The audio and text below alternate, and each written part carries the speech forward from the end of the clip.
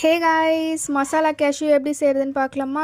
So first வந்து 2 table spoon key வந்து add பண்ணிக்கிறேன் ஒரு பேனில். நெக்ஸ்ட்டு 1 கப்பு ஃபுல்லாக வந்து முழு முந்திரி எடுத்திருக்கேன். ஸோ அதையுமே ஆட் பண்ணிவிட்டு நல்லா ரோஸ்ட் ஆகிற வரைக்கும் வறுத்துக்கலாம். லைட்டு ப்ரௌன் ஆகணும். அண்ட் சைட் பை சைடு இதுக்கு பார்த்திங்கன்னா காஃபி வச்சு குடித்தா செம்ம டேஸ்ட்டாக இருக்கும்னு சொல்லிட்டு பாலும் அடுப்பில் வச்சுட்டேன். அண்ட் லைட்டாக ரோஸ்ட் ஆனால் போதும், கீழே நல்லா ரோஸ்ட் ஆகிட்டு இதுக்கு மசாலா என்ன எடுத்து வச்சுருக்கேன் பார்த்தீங்கன்னா, chilli powder, pepper, salt and கொஞ்சம் கரம் மசாலா எடுத்து வச்சுருக்கேன். ஸோ இது நல்லா மிக்ஸ் ஆகி லைட்டாக ரோஸ்ட் ஆனதுக்கப்புறம் மசாலாவும் அதிலே ஆட் பண்ணி நல்லா மிக்ஸ் பண்ணி எடுத்துக்கலாம். இது வந்து பார்த்திங்கன்னா லோ ஃப்ளேம்லேயே தான் வச்சு செய்யணும், ஃபுல் ஃப்ளேமில் வச்சு செய்யக்கூடாது. ஸோ வந்து நல்லா ஆஃப் பண்ணிவிட்டு நானும் காஃபி வந்து எடுத்துக்கிட்டேன். ஸோ இது வந்து ஸ்நாக்ஸாக சாப்பிட்டோன்னா அவ்வளோ டேஸ்ட்டாக இருக்கும். கண்டிப்பாக இதை ட்ரை பண்ணி பாருங்கள்.